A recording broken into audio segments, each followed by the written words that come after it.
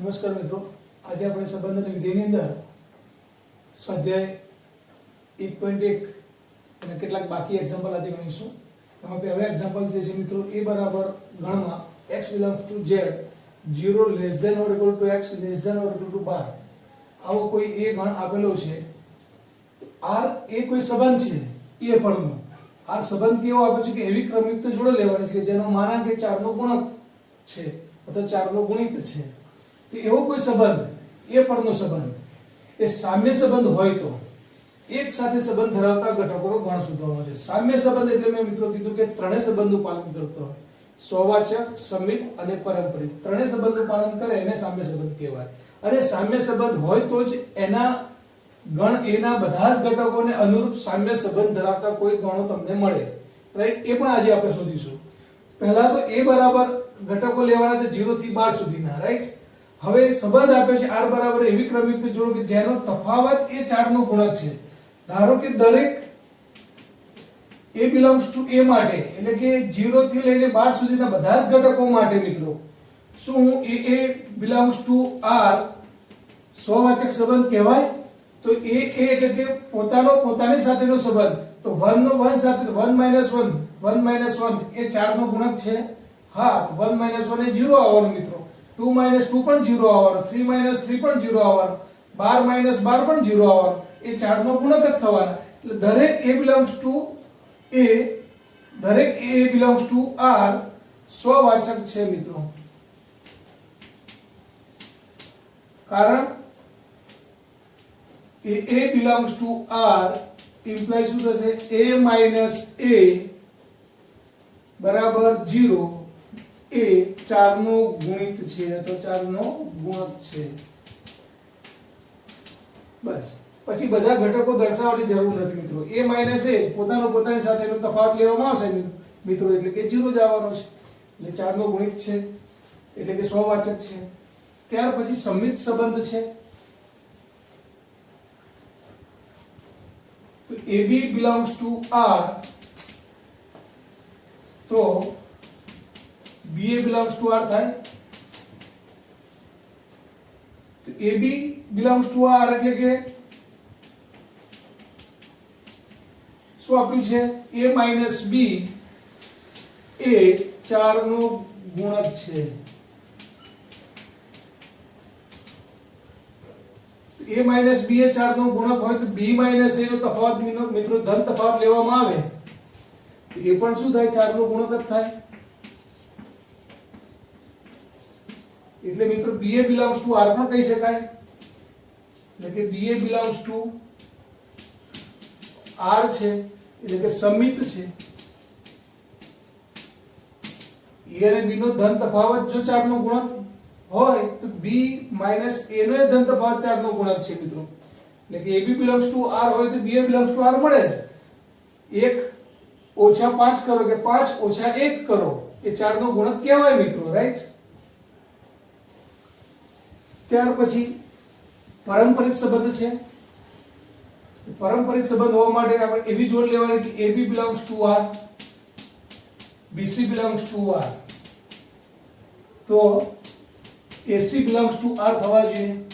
એટલે કે a minus c નો ધન તફાવત એ 4 નો ગુણક થવો જોઈએ. પહેલા તો આવી બે જોડો આપણને મળે કે ab belongs to r એટલે a minus b એ 4 નો ગુણક છે. એવી જોડ મળશે આપણને 0 થી 12 માટે. 0 થી 5 લઈ લઈએ મિત્રો આપણે. ab belongs to 0 થી 4 લઈ લઈએ મિત્રો આપણે. 0 અને 4 નો તફાવત એ 4 નો ગુણક કહેવાય. અને 4 થી 8 લઈ લઈએ. 4 અને 8 નો તફાવત પણ મિત્રો ધન તફાવત 4 જ કહેવાય. એ પણ 4 નો ગુણક કહેવાય. તો ab belongs to r એટલે કે a minus b નો ધન તફાવત એ 4 નો ગુણક છે. bc belongs to r એટલે કે b minus c એ પણ 4 નો ગુણક છે.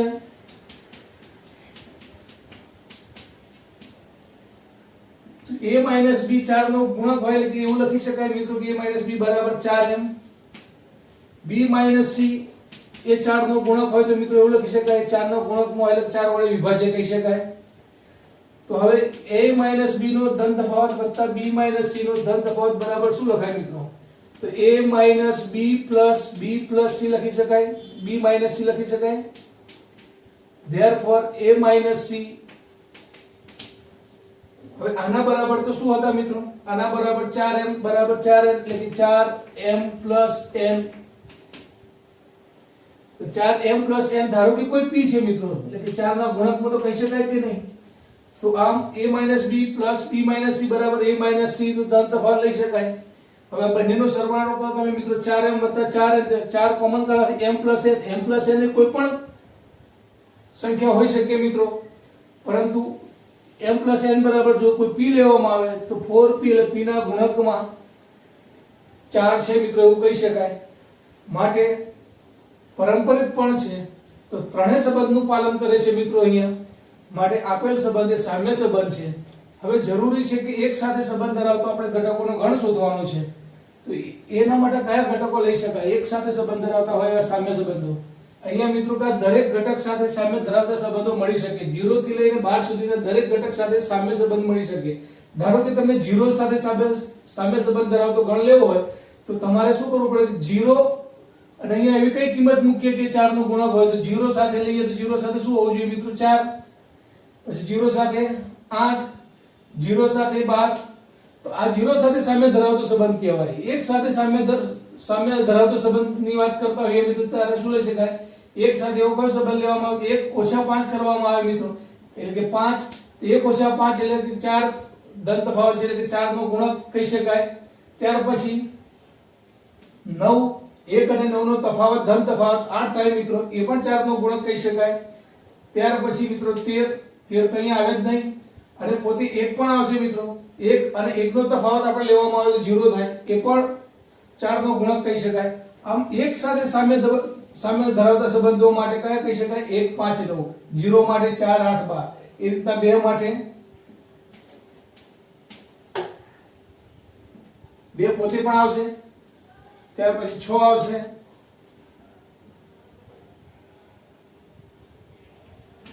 10 આવશે. ત્યાર પછી 14 તો આ એમાં જ નથી મિત્રો, એટલે એવો સંબંધ ના લેશે કે દરેક a બિલોંગ્સ ટુ a માં તો હોવો જ જોઈએ. 0 થી 12 ના ઘટકોની જ વાત છે ને એમાં સામે સંબંધ ધરાવતો હોય તેવો ગણ. 2 માં 2, 6, 10. એ રીતના 3 ની અંદર વાત કરીએ તો 3, 7, 11. તો આવા મિત્રો સામે સંબંધ આવે. હવે સામે સંબંધની અંદર કઈ રીતના લખી શકાય એને વ્યાખ્યા પ્રમાણે?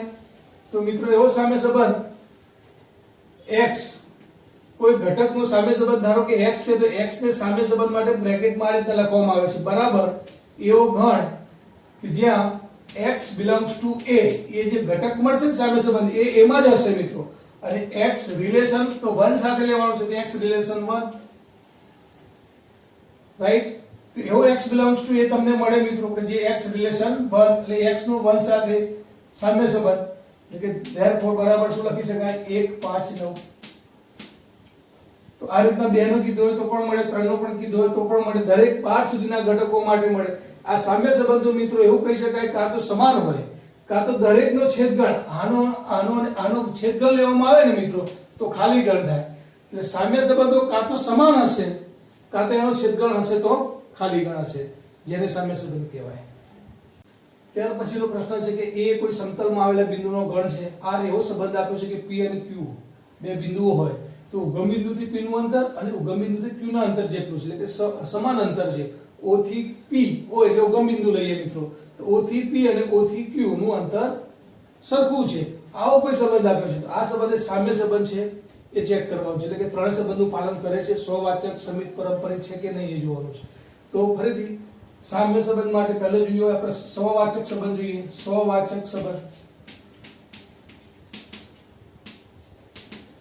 સ્વવાચક સંબંધ એટલે પોતાની સાથે મિત્રો a બિલોંગ્સ ટુ ની વાત કરીએ તો અહીંયા કોઈ બિંદુ p અને q તો આપેલા જ છે મિત્રો. હવે ધારો કે ઉગમ બિંદુથી આપણે વાત કરીએ મિત્રો તો r સંબંધ એવો આપ્યો છે કે pq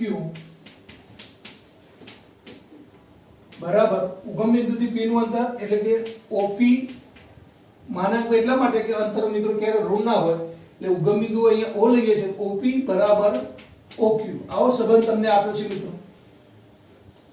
હવે ધારો કે p થી p બિંદુનું અંતર O થી P નું અંતર અને O થી P નું અંતર, O થી P અને O થી P એનું પોતાનું જ અંતર તો સમાન હોય જ મિત્રો. OP બરાબર OP તો કહી શકાય.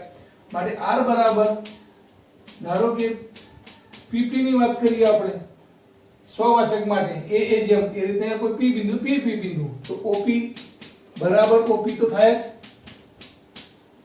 માટે દરેક for all P belongs to A સમતલમાંનું કોઈ બિંદુ છે P, PP belongs to R એટલે સ્વવાચક કહી શકાય મિત્રો.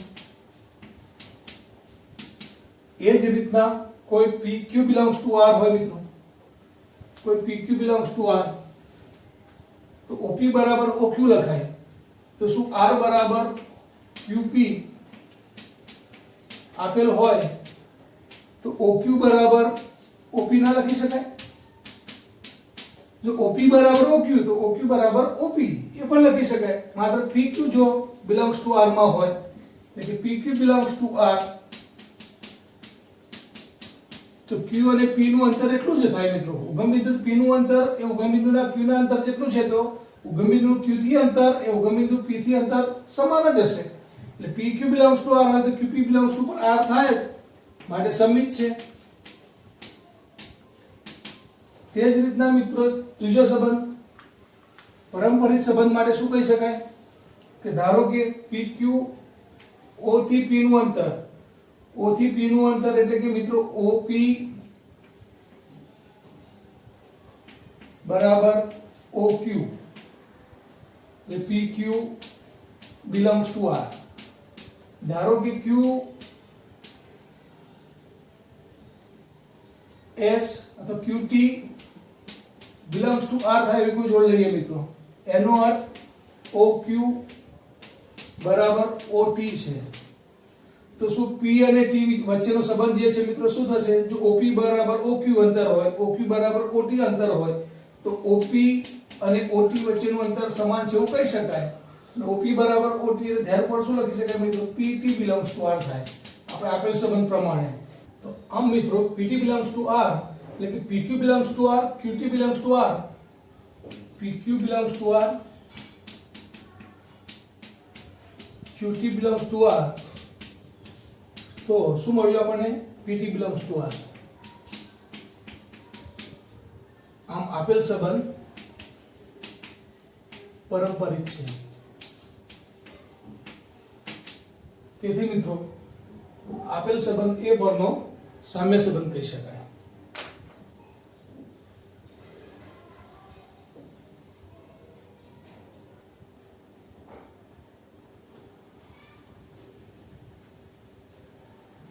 ત્યાર પછીનો પ્રશ્ન છે મિત્રો એ બરાબર બધા જ ત્રિકોણોનો ગણ એવું કોઈ ગણ આપ્યું છે. એક સંબંધ આપે છે કે ધારો કે T1 અને T2 બે પ્રકારના કોઈ ત્રિકોણ છે. ત્રિકોણ T1 અને T2 એ સમરૂપ છે. આવો સંબંધ એ પરનો સંબંધ એ સામ્ય સંબંધ કહી શકાય કે કેમ? તો ફરીથી મિત્રો T1 અને T2 એ સમરૂપ ત્રિકોણ છે. સમરૂપ ત્રિકોણનો અર્થ એ થાય કે જે ત્રિકોણની અનુરૂપ બાજુઓનો ગુણોત્તર સરખો હોય. ધારો કે બે ત્રિકોણ અહીંયા આપેલા હોય મિત્રો, ધારો કે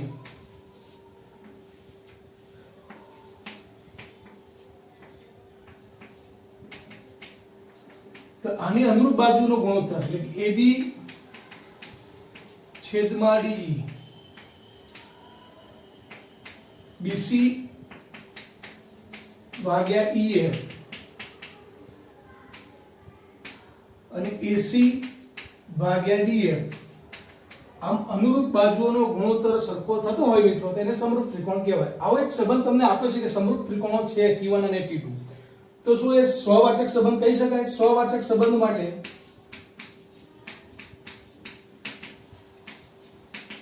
T1 અને T2 ની પણ T1 અને T1 જ એ જે ત્રિકોણ છે એને પોતાના ત્રિકોણ સાથે તો બે ત્રિકોણ એના એ જ હોય તો સમરૂપ ત્રિકોણ તો કહી શકાય.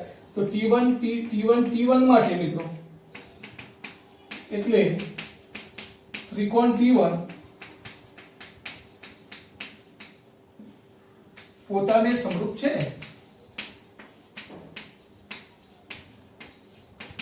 માટે સ્વવાચક સંબંધ કહી શકાશે કે T1 અને T1 સમરૂપ કહી શકાય. AB અને AB સાથે, BC BC સાથે અને AC AC સાથે અનુરૂપ બાજુનો ગુણોત્તર સમાન થાય એટલે પોતાની સાથે સમરૂપ ત્રિકોણ કહી શકાય. એકરૂપ પણ છે, સમરૂપ પણ છે, પણ અહીંયા આપણે સમરૂપની વાત છે મિત્રો, રાઈટ? એટલે સ્વવાચક છે. સમિત કહી શકાય. તો ધારો કે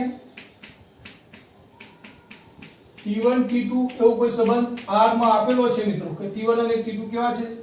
સમરૂપ ત્રિકોણો છે. ત્રિકોણ T1 અને T2 સમરૂપ છે એવું કહી શકાય કે T2 અને T1 ત્રિકોણો સમરૂપ છે કહી શકાય, રાઈટ. માટે T2 અને T1 એ પણ R માં છે, તો T1 T2 હોય તો T2 T1 જો R માં મળે મિત્રો તે સમિત સંબંધ છે.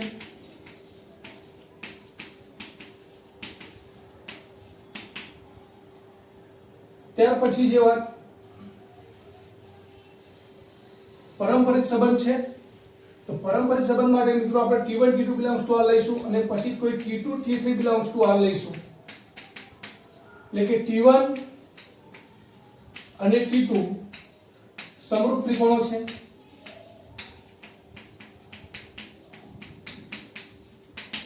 T2 T3 આપણે લીધી મિત્રો એવું સંયોજન થાય એના માટે કે T1 T2 તો T2 T3 તો T2 અને T3 belongs to R માટે T2 અને T3 સમરૂપ છે.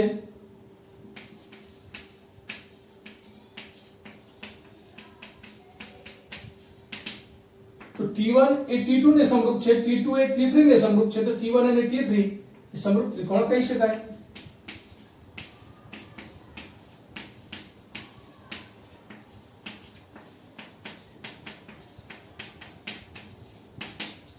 માટે T1 T3 belongs to R એ પણ સંબંધનું પાલન કરે છે મિત્રો, માટે પારંપરિક સંબંધ છે.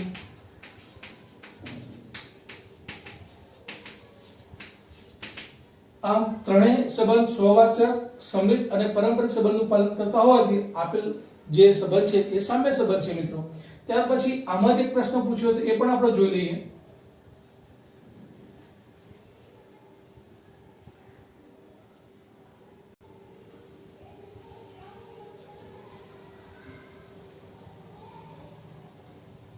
ત્યાર પછી પૂછ્યું હતું કે T1 ની બાજુઓ ધારો કે 3 4 5, T2 ની બાજુ 5 12 13 અને T3 ની બાજુ 6 8 10 આવી ત્રણ ત્રિકોણો છે. ત્રણ ત્રિકોણની ત્રણ અનુરૂપ બાજુઓ આપેલી છે, તો એકબીજા સાથે કયો સામ્ય સંબંધ ધરાવે છે? તો સંબંધ આ આપેલ જે સંબંધ છે સંબંધ ધરાવે છે.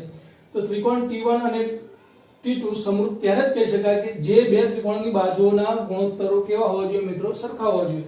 ધારો કે તમે 3 અને 5 નો ગુણોત્તર લેશો, 4 અને 12 નો ગુણોત્તર લેશો, 5 અને 13 નો ગુણોત્તર લેશો, તે સરખો નહીં આવે મિત્રો. 3/5 is not equal to 4/12 is not equal to 5/3. માટે આ સમરૂપ કહેવાય છે નહીં, સમરૂપ ત્રિકોણ નથી. પરંતુ મિત્રો T1 અને T3 ની બાજુની વાત કરીએ આપણે, T1 અને T3 ત્રિકોણની, તો 3/6 બરાબર 4/8 બરાબર 5/10. દરેકનો ગુણોત્તર મિત્રો 1/2 1/2 1/2 આમ સમાન આવે છે મિત્રો, રાઈટ. માટે T1 અને T3 એકબીજા સાથે સંબંધ ધરાવે છે, સામ્ય સંબંધ ધરાવે છે એવું કહી શકાય, રાઈટ. ત્યાર પછી A બરાબર ગણમાં 1 2 3 4 એવો ગણ A ના ઘટકો આપેલા છે મિત્રો, અને એક સંબંધ તમને જોડીમાં જ આપી દીધો છે અહીંયા કે ભાઈ 1 2 2 2 1 1 4 4 1 3 3 3 3 2. તો આપેલ સંબંધ કયો છે? સ્વવાચક છે, સમિત છે, પારંપરિક છે. તો સૌપ્રથમ સ્વવાચક માટે શું હોવું જોઈએ મિત્રો? તો સ્વવાચક માટે દરેક A belongs to A માટે આ A ઘટક, ફરીથી હું આપને કહું છું, આ જે ઘટકોની વાત કરીએ છીએ મિત્રો, જે તમને ગણ આપ્યો હોય ને એના ઘટકોની વાત છે. તો દરેક A બરાબર 1 2 3 અને 4 માટે શું હોવું જોઈએ મિત્રો? A belongs to A હોવું જોઈએ. A belongs to R સંબંધમાં આપેલ હોવા જોઈએ. તો એક ઘટક માટે 1 1 આપેલા છે, હા, 2 2 તો 2 2 પણ છે મિત્રો, 3 3 તો 3 3 પણ છે, અને 4 માટે 4 4 પણ છે. તો આમ દરેક પ્રત્યેક A belongs to A માટે A belongs to R છે, માટે લખી શકાય કે 1 1 belongs to R, 2 2 belongs to R, 3 3 belongs to R અને 4 4 belongs to R. દરેક ઘટક માટે મિત્રો આ શબ્દ યાદ રાખજો, ફોર ઓલ. એવું નહીં કે એકલા 1 1 હોય તો એ સ્વવાચક કહેવાય. અહીંયા જેટલા ઘટકો છે એના એ બધા જ માટે 1 1 2 2 3 3 અને 4 4 થવું જ જોઈએ, તો જ એ સ્વવાચક સંબંધ કહી શકાય. માટે આપેલ સંબંધ સ્વવાચક સંબંધ છે. ત્યાર પછી સમિત સંબંધ માટે જો AB belongs to R તો BA belongs to R થવું જોઈએ મિત્રો। તો અહીંયા જોડીઓ તમારે જોવાની કે ધારો કે આ પહેલી જોડી લઈએ છીએ આપણે 1 2 belongs to R, A R માં તો છે તો પછી શું 2 1 છે R માં, 2 1 જોડી અહીંયા મિત્રો ક્યાંય દેખાય તમને નથી દેખાતી, માટે 1 2 belongs to R, પરંતુ 2 1 does not belongs to R માટે સમિત નથી। હવે એક જ જોડી આવી ન મળે મિત્રો તો બીજી ચેક કરવાની પણ જરૂર નથી, હોય તો બધા જ માટે હોવો જોઈએ, AB તો BA હોવું જ જોઈએ, પરંતુ એક જોડી જો એવી મળે કે 1 2 અને 2 1 ના હોય તો ત્યાં લખી દેવાનું કે સમિત નથી મિત્રો, આપેલ સંબંધ સમિત સંબંધ નથી। ત્યાર પછી પારંપરિક સંબંધ,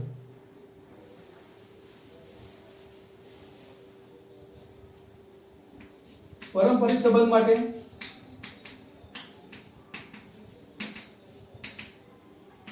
AB belongs to R, BC belongs to R, તો AC belongs to R હોવું જોઈએ મિત્રો। તો મેં તમને કીધું કે આ 1 2 ને 2 2 લેશો એ તો જોડીઓ બનવાની છે, 1 2 અને 2 2 ની વાત કરો તો 1 2 તો છે જ અહીંયા મિત્રો આ બે જોડીઓ, પણ એવી જોડીઓ પસંદ કરવાની કે AB અને B નું કોઈ અલગ ઘટક સાથે જોડાણ થતું હોય તો પછી AC હોવા જોઈએ। તો એવી જોડીઓ પણ અહીંયા તમે મિત્રો જોવા જાઓ તો કઈ છે, જો 1 1 1 3 તો 1 3 થવાના જ, પરંતુ 1 3 અને 3 2, 1 3 belongs to R તો 3 નું જોડાણ બીજા કોઈ ઘટક સાથે છે જ, એના કોઈ ઘટક સાથે બે સાથે છે જ, 1 3 અને 3 2 belongs to R તો શું 1 2 છે તો 1 2 પહેલી જોડ આપી છે 1 2 તો 1 2 પણ belongs to R છે મિત્રો। આમ તમે ચેક કરો તો બધી જ જોડીઓ માટે 3 2 તમે લેશો તો 3 2 મિત્રો તો 2 થી શરૂ થતી હોય તો 3 2 ને 2 2 કરો તો 3 2 થવાના, 3 2 તો પોતે છે જ, પરંતુ આવી જોડી AB અને BC પ્રકારની પણ જોડીઓ જો તમે જોશો તો આ જ એક એવી જોડી મળે છે જે AB અને BC પ્રકારની છે અને એનો AC એટલે કે 1 2 એ પણ belongs to R માં છે, માટે આપેલ સંબંધ મિત્રો પારંપરિક સંબંધ છે।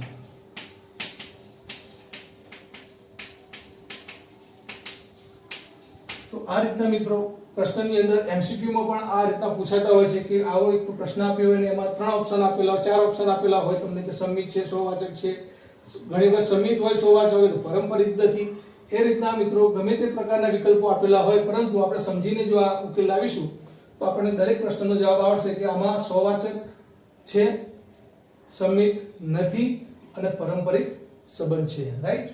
ત્યાર પછીનો મિત્રો આ સ્વાધ્યાયનો એક લાસ્ટ MCQ છે કે સંબંધ R એ ગણ n પર વ્યાખ્યાયિત છે। સંબંધ એવો આપ્યો છે જે n પર, n ના એટલે દરેક ધન પ્રાકૃતિક સંખ્યા માટે એ વ્યાખ્યાયિત છે, એવો સંબંધ બે જોડો A અને B માટે A બરાબર B - 2 થાય, જ્યાં B ની કિંમત કેવી લેવાની છે 6 કરતા મોટી।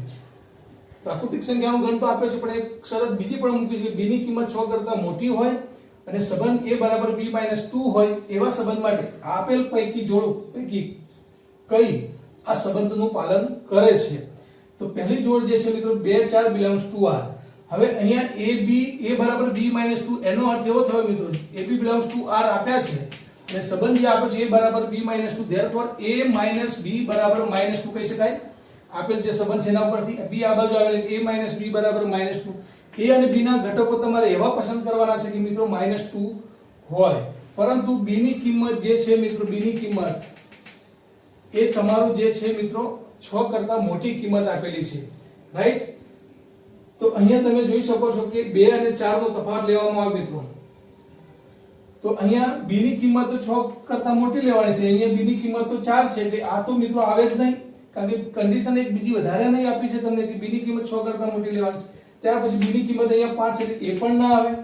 તો રહી વાત આ બંને ઘટકોમાંથી લઈ શકાય, કારણ કે અહીંયા B બરાબર 7 છે અને અહીંયા B બરાબર 8 છે, તો અહીંયા જો B બરાબર 7 હોય મિત્રો અને A બરાબર 8 હોય તો અહીંયા 8 ઓછા 7 મૂકીએ તો મિત્રો -2 ના આવે પણ શું આવે 1 આવે, એટલે આપેલ સંબંધનું પાલન કરતું નથી, કારણ કે આપેલ સંબંધ શું છે કે A - B બરાબર -2 લેવાના છે। તો પછી દેખીતી રીતે અહીંયા કહી શકો તમે કે B ની કિંમત 8 અને A ની કિંમત 6 હશે તો 6 અને 8 નો તફાવત -2 એટલે કે આપેલ સંબંધ પ્રમાણે હશે। તો અહીંયા જે A બરાબર 6 અને B બરાબર 8 લેવામાં આવે મિત્રો તો 6 - 8 બરાબર -2 થાય.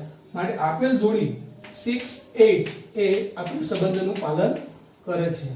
માટે આ રીતના મિત્રો આપેલા વિકલ્પમાંથી સાચો વિકલ્પ આપણે પસંદ કરી શકીએ. આપણે મૂળ વસ્તુ છે કે બધી શરતો જોવાની જરાક n પર તો વ્યાખ્યા છે, પરંતુ અહીંયા b ના ઘટકો શું કીધા છે? તો 6 કરતા મોટા લેવાના છે. તો આમાંથી આ 4 5 તો આવે જ નહીં, એટલે આ તો વિકલ્પ સાચો છે જ નહીં. b ના ઘટકોમાંથી 8 અને 7 જે 6 કરતા મોટા છે. તો હવે આ જોડી માટે આ સંબંધનું પાલન થાય છે કે a - b બરાબર -2 થાય છે? તો 8 અને 7 માટે નહીં થાય. 6 અને 8 માટે એનો તફાવત -2 થશે મિત્રો. તો આ રીતના મિત્રો સંબંધ, સ્વવાચક, સમિત અને પરંપરિતના જે એક્ઝામ્પલ હતા એ આપણે અહીંયા પૂર્ણ જાહેર કરીએ છીએ. બીજી વસ્તુ કે મિત્રો ફરીથી જે આપણે કહેવામાં આવે કે જે ટેસ્ટ હવે જે લેવાશે એ જે છે બીજું ચેપ્ટર છે ત્રિકોણમિતિય પ્રતિવિધયો, એનો આપણે ટેસ્ટ રાખીશું. એની પર તમે તૈયારી કરજો. અને આ સ્વાધ્યાયની અંદર જે 3 કે 4 એક્ઝામ્પલ હું જે બાકી રાખું છું મિત્રો હવે હોમવર્ક માટે હું હવે અલગ તમને આપવાનો નથી પ્રશ્નો, પણ અહીંયા જે રીતના હું એક્ઝામ્પલ ગણાવતો છું એવા જ એક એક્ઝામ્પલ કદાચ હું અહીંયા તમારા માટે હોમવર્કમાં આપતો એ તમારે નોટની અંદર સારા અક્ષરે સમજીને ગણવાના છે. છતાં તમને કોઈ એક્ઝામ્પલમાં સમજણ ન પડે મિત્રો તો જરૂરથી મારો કોન્ટેક્ટ, મારો નંબર, મારા પર જ ફોન કરવાનો તમારે અને મને પૂછી શકો છો. ધન્યવાદ.